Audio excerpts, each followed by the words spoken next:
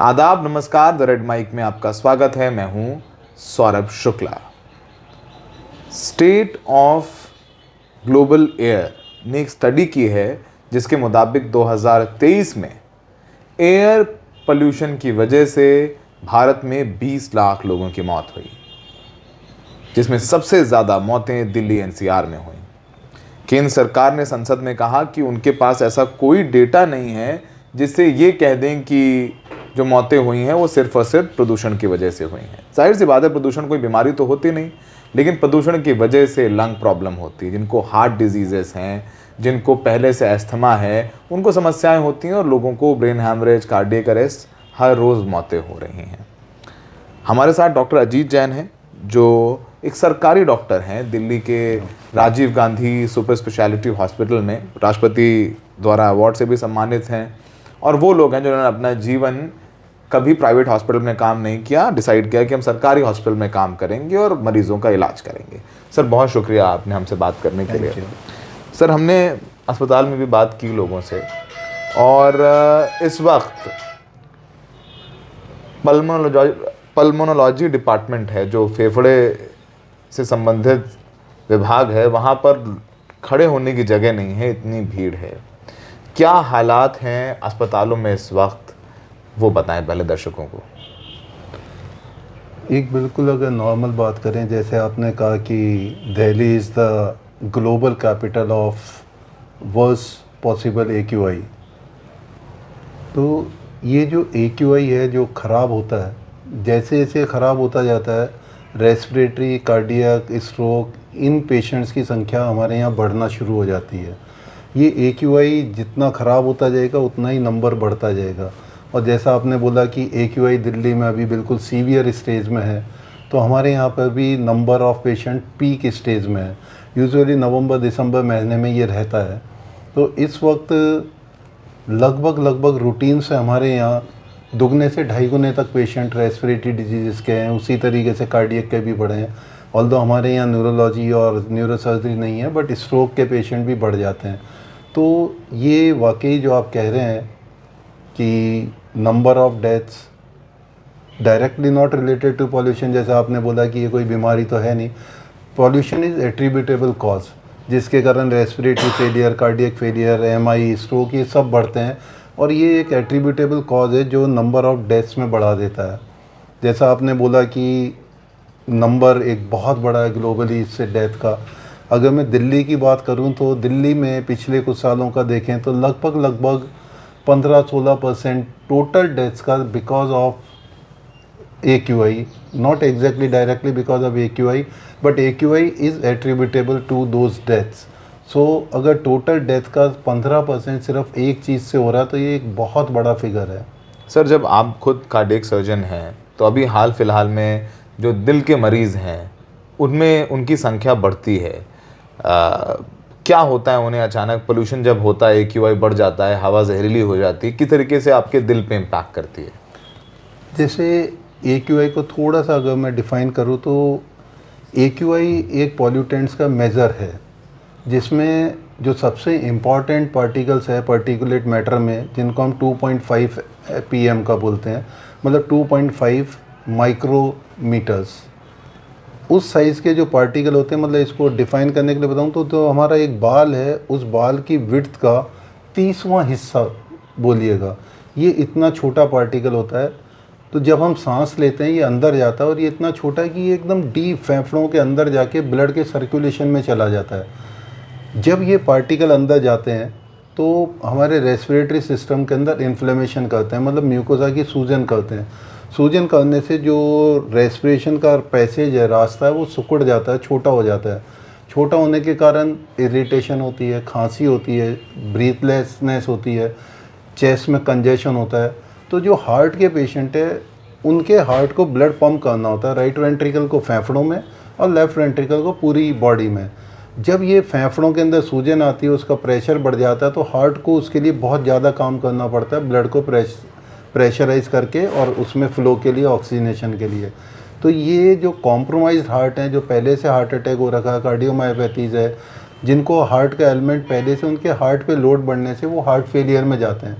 Heart failure में जाने का मतलब, अगर एक बार आप हार्ट फेलियर में गए तो आपकी बॉडी का फ्लूइड आपकी बॉडी में जमा होने लगता है, फेफड़ों में, लीवर में, पैरों में सूजन आती है, लीवर एनलार्ज होता है, उसके कारण इंडाइजेशन, पेन होता है, और फेफड़ों के अंदर पानी भरने से सांस की और प्रॉब्लम होती है और हार्ट फेलियर की स्टेज में चले जाते हो आप।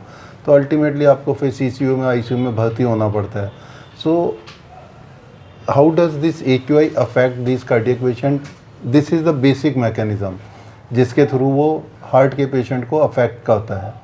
और जब अटैक्स आते हैं या न्यूरो प्रॉब्लम हो जाती है तो ब्रेन हैमरेज से और तो हार्ट स्ट्रोक फेलियर होता से है, ब्रेन के अंदर सेरिब्रोवैस्कुलर एक्सीडेंट होते हैं, वो प्रॉब्लम होती है, शरीर को लकवा मार जाना, ब्रेन में हेमरेज हो जाना, क्योंकि उसमें ब्लड प्रेशर भी बढ़ता है। बढ़े हुए ब्लड प्रेशर के कारण छोटी जो कैपिलरीज होती हैं वो रप्चर हो जाती हैं ब्रेन में और स्ट्रोक की कंडीशन ला देती है। पोल्यूशन से, जो पोल्यूशन जब होता है AQI से, क्या हाई ब्लड प्रेशर हो जाता है, BP बढ़ता है, या डायबिटीज़ भी बढ़ जाती है इस समय? एक्चुअली आपकी बॉडी की हार्मोनी ख़राब होती है, आपकी बॉडी का स्ट्रेस लेवल बढ़ता है, लंग्स के कारण, हार्ट के कारण। जैसे जैसे स्ट्रेस लेवल बढ़ता है तो डायबिटीज़ भी ख़राब होती है, ब्लड शुगर भी बढ़ता है, विच अफेक्ट्स इट बैडली। वैसे ही हार्ट का भी लोड बढ़ता है। हार्ट पे भी जब लोड बढ़ता है, हार्ट की डिमांड बढ़ती है ऑक्सीजन की, और जब वो सप्लाई नहीं होती है तो हार्ट अटैक जैसी सिचुएशन आती है। जब हार्ट जितना ब्लड पंप करना है जब वो नहीं कर पाता है तो हार्ट फेलियर की सिचुएशन आती है। और ऐसे ही ब्रेन के अंदर जब ब्लड प्रेशर बढ़ता है तो इस अफेक्ट बैडली और स्ट्रोक का कंडीशन आता है। इसके अलावा और भी चीज़ें हैं जो अफेक्ट होती है, क्योंकि पूरी बॉडी की हार्मोनी डिस्टर्ब होती है आपकी। तभी इस बीच आपके जो पेशेंट्स हैं, ऐसे पेशेंट्स आए जिनको ब्रेन स्ट्रोक हुआ, या इस नवंबर दिसंबर महीने में ज़्यादा पेशेंट्स आते हैं इनको ब्रेन स्ट्रोक की समस्या है या हार्ट फेलियर की ज़्यादा समस्या है? एक्चुअली हमारे हॉस्पिटल में न्यूरोलॉजी, न्यूरोसर्जरी नहीं, बट डेफिनेटली जहाँ जहाँ न्यूरोलॉजी, न्यूरोसर्जरी, वहाँ इनकी संख्या बढ़ जाती है। कार्डियोलॉजी में? हमारे यहाँ कार्डियोलॉजी में और पल्मोनोलॉजी में डेफिनेटली इनका नंबर बढ़ा हुआ है, और काफ़ी। रेस्पिरेटरी मेडिसिन में तो दुगने से 2.5 गुने तक। दुगने से 2.5 गुना तक। सर मान लीजिए जो लोग दिल्ली में रह रहे हैं, अभी हमें पेशेंट मिली, वो कहती हैं जब मैं दिल्ली में रहती हूँ, आती हूँ तो मुझे ज़्यादा खांसी आती है, सांस बढ़ जाती है, दिक्कत होती है, फिर मैं अपने गांव चली जाती हूँ बुलंदशहर, तो मुझे दवाई लेने की ज़रूरत नहीं पड़ती है और मैं ठीक हो जाती हूँ। यानी दिल्ली में रह रहे लोग बीमार हो रहे हैं, दिल्ली गैस चेम्बर बन चुका है। सर आप डॉक्टर के तौर पर, जो लोग हैं, अब हमारे पास या आपके पास, खुद भी आप यहाँ पर हैं, हमारे पास विकल्प नहीं है कि हम कहीं चले जाएं, तो जो लोग यहाँ रह रहे हैं वो क्या करें सर? नौकरी पर निकलना है, और ख़ासकर सर जो गरीब लोग हैं, क्योंकि आप सरकारी हॉस्पिटल में हैं, आपके पास ज़्यादा पेशेंट वो लोग हैं जिनके पास पैसे नहीं हैं। सर वो लोग क्या करें? क्योंकि उनको तो कमाना खाना है, उनको तो रोटी कमानी है तब खाएंगे, मजदूर वर्ग है, रेडी पटरी वाले हैं, उनके लिए तो कोई ऑप्शन ही नहीं है सर। आप जो कह रहे हैं बिल्कुल सही है ये, क्योंकि छोटी जगहों के ऊपर जीवन यापन करने के साधन उतने नहीं हैं, तो मजबूरी है कि उन्हें यहाँ रहना ही पड़ता है। अब यहाँ रहना तो पड़ेगा ही, बाहर तो नहीं जा सकते, तो अब क्या करें? उसमें मोटे तौर के ऊपर मैं इसको 2-3 तरीके से समझा सकता हूँ। एक तो अगर हम बीमारी के लिहाज से देखें तो शॉर्ट टर्म बीमारियाँ हैं, लॉन्ग टर्म बीमारियाँ। शॉर्ट टर्म के अंदर आपके गले में, सांस की उसमें इरिटेशन होता है, खांसी होती है, सांस की तकलीफ़ होती है, शॉर्टनेस ऑफ ब्रीथ होती है, चेस्ट में कंजेशन होता है, अस्थमा प्रेसिपिटेशन होता है, तो आप अपना मेडिसिन का लेवल बढ़ा देते हैं। एक लॉन्ग टर्म बीमारियां होती है जैसे chronic obstructive pulmonary disease, COPDs है, तो उनको भी अपनी दवाइयां बढ़ानी पड़ती है। जो बच्चे यहाँ बड़े हो रहे हैं उन बच्चों के साथ तो बहुत प्रॉब्लम है, क्योंकि वो डेवलपिंग उसके अंदर होते हैं। डेवलपिंग उसमें जब ये पॉल्यूटेंट जाते हैं तो इवन लंग्स की ग्रोथ ही कम हो जाती है। एक बच्चा जो यहाँ बड़ा होगा और एक बच्चा जो नॉन पॉल्यूटेड एरिया में बड़ा होगा, उनके लंग की कैपेसिटी में, लंग के फंक्शन में ही फ़र्क होगा। तो आपको उन चीज़ों का ध्यान रखना है कि उस तरीके की बीमारी हो तो आप अपना इलाज लगातार रहें। तीसरी, ये तो हम बीमारियों के हिसाब से और सिम्टोमेटोलॉजी के हिसाब से अगर हम देखें, तो अगर आपकी खांसी वगैरह हफ्ते भर से ज़्यादा रहे, आपकी वीज़ आए, सांस लेने में आवाज़ आए, आपका रेस्पिरेटरी रेट बढ़ जाए, आपको बलगम, खांसी या बुखार सा होने लगे, तो आप डॉक्टर पे चले जाएं। और तीसरा तरीका जो एक नॉर्मल है, प्रोटेक्शन का, खुद को बचाने का, जो आपका मूल सवाल था, आप जब भी बाहर निकलें तो N95 या N99 मास्क लगाएं, वेल फिटेड मास्क जो अच्छे से फिट हो। ये लगभग 95 से 99% जो 2.5 माइक्रोन के PM है, पार्टिकुलेट मैटर, जो सबसे ज़्यादा हमें ख़राब करते हैं, उनको रोक लेता है। अगर आपके पास में मान लीजिएगा N95 नहीं है तो जो डबल प्लाई मास्क आता है वो ही लगा लें, तो वो भी आपको काफ़ी प्रोटेक्शन देता है। और इन केस आपके पास में वो भी नहीं है तो लड़कियां अपनी चुन्नी को लगा सकती हैं, लड़के रुमाल बांध सकते हैं, सिर्फ कपड़ा ही बांध लें तो भी आपका काफ़ी प्रोटेक्शन होगा। दूसरा, अगर आप अफोर्ड कर सकते हैं तो घर के अंदर आप एयर प्योरीफायर ले आएँ, हेपा फिल्टर काम में लें, तो एटलीस्ट जब आप रात को घर में सो रहे हैं जिस वक्त हैं, कम से कम उतने घंटे तो आपका प्रोटेक्शन होगा। तीसरा, आप कर सकते हैं कि जब AQI ज़्यादा बढ़े आप लगातार देखते रहें, और अगर ये 300 से ऊपर की तरफ जाने लगे तो कोशिश करिएगा कि आपको जितना कम बाहर जाना पड़े आप बाहर जाइए, आउटडोर एक्टिविटीज़ कम कर लीजिएगा। इसमें पर्टिकुलरली मैं एथलीट्स का बोलूँगा कि एथलीट्स इस दौर में अपनी एक्सरसाइज भी कम कर लें, क्योंकि होता क्या है, जब आप एक्सरसाइजेस करते हो, रनिंग करते हो, तो आप डीप ब्रीदिंग करते हो। डीप ब्रीदिंग में ये जो पर्टिकुलेट मैटर है 2.5 माइक्रोन के और ज़्यादा अंदर जाते हैं। सो अवॉइड दैट कि आप उस वक्त ये एक्सरसाइजेस छोड़ दें। आप उन सारी चीज़ों में गवर्नमेंट को सहयोग करें जो गवर्नमेंट मेजर्स लेती है पॉल्यूटेंट्स को रोकने के लिए। अब सर ग्रैप 4 लागू हो गया दिल्ली में, कंस्ट्रक्शन एक्टिविटीज़ पर बैन है, बच्चों का स्कूल हाइब्रिड कर दिया गया है, 5वीं तक के बच्चों को तो ऑनलाइन कर दिया गया है, बाहर की एक्टिविटीज़ बंद की गई हैं। लेकिन सर ये सल्यूशन नहीं है, ये एक तरीके से आप बचाओ की बात कर रहे हैं कि भाई ये है, इसे आप बचें, लेकिन समाधान नहीं है।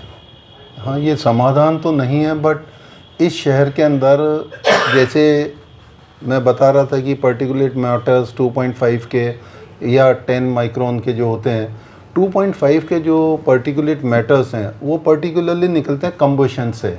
जैसे गाड़ियां हैं, उनके इंजन से जो गैसोलीन या पेट्रोल या जो ये बर्न होती है, वो एक दिल्ली में बड़ा फैक्टर है।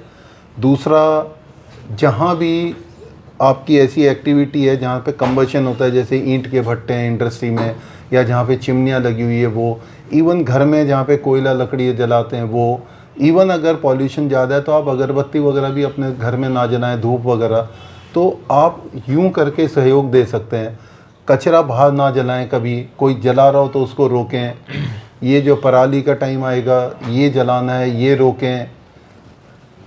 इस तरीके की जो भी एक्टिविटीज़ हैं उनको रोकें, जिससे पर्टिकुलेट मैटर 2.5 वाले जो हैं वो कम होते हैं। 10 माइक्रोन्स वाले पर्टिकुलरली होते हैं, जैसे रोड की धूल से उड़ना, पेवमेंट के बिना जो सड़कें हैं उनसे उनके पेवमेंट वगैरह बनाएं, कंस्ट्रक्शन एक्टिविटी है, डिमोलिशन एक्टिविटी है, एग्रीकल्चर एक्टिविटी है, ये जो इंडस्ट्री के अंदर क्रशिंग और उस तरीके की एक्टिविटीज़ है, ये सारी एक्टिविटीज़ आप बंद करें और गवर्नमेंट के सारे इन एक्शंस को सपोर्ट करें, ताकि ये पॉल्यूटेंट मैटर्स, पर्टिकुलेट मैटर्स कम से कम हो और आपका कम से कम नुकसान हो। ठीक है सर, अब ये तो बात हो गई एक डॉक्टर के तौर पर। सर एक सलाह के तौर पर, जो लोग घरों में हैं, और हमारा दिल्ली गैस चैम्बर बन गया है, रेड अलर्ट है, ऑफिशियली रेड अलर्ट है अब तो, सर खाने पीने में क्या ध्यान देना चाहिए? वो एक और इम्पॉर्टेंट चीज़ है जिससे हम अपने दिल और फेफड़ों को मजबूत रख सकें। ये एक चीज़ है जो हम लोग कर सकते हैं। यूजुअली जो ओमेगा 3 फैटी एसिड्स हैं वो हेल्प करते हैं। पर्टिकुलरली अगर बिल्कुल लेमैन के लिए बोलूँ तो हरी सब्जियां ज़्यादा से ज़्यादा खाएं जिनमें ये ज़्यादा होता है। खुद को वेल हाइड्रेटेड रखें हमेशा, मतलब लिक्विड ज़्यादा देते रहें, पानी ज़्यादा लेते रहें, वो हमेशा ध्यान रखें। और अपने खाने पीने के अंदर पर्टिकुलरली फ्रूट्स और सब्जियां, इनको बढ़ा के रखें जो आपकी सेहत के लिए ठीक रहती हैं। सर काफ़ी लोग मिल रहे हैं हमें, हमारे दोस्त भी हैं, हमारे परिवार में हैं, लोग मिल रहे हैं, लोगों को खांसी नहीं जा रही है, 1 महीने हो गया, फ्लेम नहीं है, बलगम नहीं है, लेकिन खांसी नहीं जा रही है, सूखी खांसी, जिस वजह से वो परेशान रहते हैं। उन्हें क्या करना चाहिए? दवाई क्या ले सकते हैं जो उनको ओवर द काउंटर मिल जाए, या क्या ऐसा खाए पिए जिससे वो ठीक हो जाए? एक्चुअली ये एक्यूट सिम्टम्स ही होते हैं AQI बढ़ने के कारण, राइनाइटिस और एलर्जिक इंसिडेंसेस का प्रेसिपिटेशन बहुत ज़्यादा होता है। इसमें आपके जो पर्टिकुलेट मैटर अंदर जाते हैं, ये आपकी म्यूकोसा को, जो रेस्पिरेटरी ट्रैक्ट की म्यूकोसा, उसको सूजा देते हैं, सूजन आती है, उसको हम इन्फ्लेमेशन बोलते हैं। और रिकरेंस होता रहता है इस इन्फ्लेमेशन का, तो धीरे धीरे आपके फेफड़ों का रास्ता कम हो जाता है, आपके वीज़ आने लगती है, रास्ता कम होने के कारण खांसी आती है, इरिटेशन होता है, सांस की तकलीफ़ होती है। तो ऐसे में जैसे एंटीहिस्टामिनिक्स है वो ले लेने से सूजन कम हो जाती है, थोड़े से ब्रोंकोडाइलेटर ले लेने से जब रास्ता खुल जाता है तो खांसी की सिम्टोमेटोलॉजी कम हो जाती है। और अगर कभी स्पूटम बलगम आए और बुखार सा हो, इन्फेक्शन हो, तो एंटीबायोटिक्स भी ले लेने चाहिए। बट ब्रोंकोडाइलेटर, एंटीहिस्टामिनिक्स ये काफ़ी मदद करते हैं। बट जिनको एस्टेब्लिश डिजीज़ है, इंटरस्टिशियल लंग डिजीज़ है या अस्थमा की डिजीज़ है, तो उनको स्टीरॉइड्स भी देने पड़ते हैं और थोड़े हैवी डोज में स्टीरॉइड देने पड़ते हैं ताकि उनका सांस चल सके और वो सिम्टोमेटोलॉजी मिनिमम रख के अपना काम चला सकें। सर, और ये सारी चीज़ें हुई, बहुत सारे लोग हैं जो ठंड में भी ठंडा पानी पीते हैं या कोल्ड ड्रिंक पी लेते हैं या कोल्ड कॉफ़ी पीते हैं, या आजकल खासकर जेन ज़ी के बच्चे हैं Yes. वो थोड़ा बहुत ज़्यादा आइसक्रीम, कोल्ड ड्रिंक। हाँ, आइसक्रीम भी, कोल्ड ड्रिंक भी, ठंडा पानी भी फ्रिज में पी रहे हैं। क्या ठंडा पानी या ठंडा पीने से नुकसान होता है पोल्यूशन के वक्त हमें, या नहीं होता, या फिर एक मिथ है? नहीं, देखिएगा, अगर आप नॉर्मल है, आपका सब कुछ, आपकी बॉडी फिट है, तो आपकी बॉडी टॉलरेट कर लेती है। बट जो लोगों को पहले से बीमारियां हैं, किसी को अस्थमा है, किसी को सीओपीडी है, किसी को वीजिंग का प्रॉब्लम है, किसी को हार्ट का प्रॉब्लम है, तो ऐसे लोगों को खुद के शरीर को थोड़ा सा प्रोटेक्टेड रखना चाहिए। गर्म कपड़े पहनने चाहिए, तो ठंडा पानी ना पिएं, गुनगुना पानी पिएं। ये आपको हमेशा मदद करेगा। गुनगुना पानी सूथिंग रखेगा थोड़ा सा आपको, तो आपको सिम्टोमेटोलॉजी मिनिमम होगी। ठंडे पानी पीने से आपका गला चौक होना, सोर थ्रोट होना, ये सारी प्रॉब्लम होती है, इन्फेक्शन हो जाना। तो कोशिश करें कि आप ठंडे पानी से, आइसक्रीम से, कोल्ड ड्रिंक से, इनसे बचें और थोड़ा सा गुनगुना पानी रखें। अपने गले को कवर रख के, सर को जहाँ से मैक्सिमम ठंड लगती है उन हिस्सों को कवर रखें ताकि आपकी बॉडी की हार्मोनी बनी रहे। क्योंकि ठंड में क्या होता है, आपकी जो पेरीफेरी की वेसल्स हैं वो सिकुड़ती हैं ठंड के कारण। जैसे हम हाथ रगड़ रगड़ के गर्म करते हैं ताकि वो डायलेट होकर ब्लड सप्लाई हो। जब ऐसी नसें सिकुड़ती है तो हमारे हार्ट पे लोड ज़्यादा पड़ता है ब्लड को प्रेस करने में। क्योंकि एक चौड़े पाइप में से अगर ब्लड प्रेस जाना है तो उसको प्रेशर कम चाहिए, अगर यही सकड़ा हो जाएगा तो प्रेशर ज़्यादा चाहिएगा, तो वो ज़्यादा प्रेशर हार्ट पे भी लोड डालता है। तो ठंड में वैसे भी आपको ठंडक से बचाव करने के लिए गर्म कपड़े पहनना, हाथ में ग्लव्स पहनना, पैरों में गर्म मोजे पहनना, सर पे मफलर वगैरह लगाना हमेशा अच्छा रहता है। तो अगर आप दिल्ली में रहते हैं, अपने गांव नहीं जा सकते, अपने जहाँ जिन शहरों से आए हैं, तो डॉक्टर साहब ने बताया कि हरी सब्जियाँ ज़्यादा से ज़्यादा खाएं। ओमेगा 3 आपको मछली से मिलता है, मुझे लगता है, जैसा है। हाँ, कॉड लिवर ऑयल से। हाँ, कॉड, या तो ओमेगा 3 के टैबलेट मिल जाते हैं जिसमें अंदर फिश ऑयल होता है, अगर मैं ठीक हूँ तो वो लें। मास्क लगाएं, गर्म पानी पिएं, क्योंकि ये सब हमें करना पड़ेगा। सरकार अभी तमाम वादे कर रही है, वो ठीक है, लेकिन अब शायद ये जो हम लोग कर सकते हैं थोड़ा बहुत वो करना चाहिए। घरों से कम निकलें, पैसे नहीं हैं तो मास्क लगाइए, पैसे हैं तो घर पे आप एयर प्यूरीफायर लगा लीजिए। कम से कम रात में जब 8-10 घंटे सोते हैं आप तो आपको साफ़ हवा मिलेगी। दिन में तो हम सबको काम करने के लिए निकलना ही है। तो अगर आप और भी कुछ सवाल हैं आपके तो हमें कमेंट बॉक्स में लिखिएगा, हम कोशिश करेंगे कि उनका हम आपको जवाब दें। और ख़ासकर अगर आपके बुज़ुर्ग माँ बाप आपके पास हैं तो कृपया करके उन्हें अपने घर भेज दें। यूपी, बिहार, हरियाणा, पंजाब, झारखंड, बंगाल, जहाँ भी आपका घर हो वहाँ भेज दें, रिश्तेदारों के यहाँ भेज दें, क्योंकि दिल्ली में रहना खतरे से खाली नहीं है। बता रहे हैं डॉक्टर साहब कि कैसे 3 गुना तक पेशेंट बढ़ गए हैं पल्मोनोलॉजी डिपार्टमेंट में, फेफड़ों के और हृदय रोग के। और सर ने बताया कि PM 2.5 क्या करता है। जो पार्टिकल्स होते हैं जो आपके नाक और मुंह से अंदर जाते हैं वो आपके दिल और फेफड़ों को कमज़ोर कर देते हैं। तो ये हकीकत है और इस हकीकत से हम सबको लड़ना है। हमें देखने के लिए बहुत बहुत शुक्रिया। Thank you.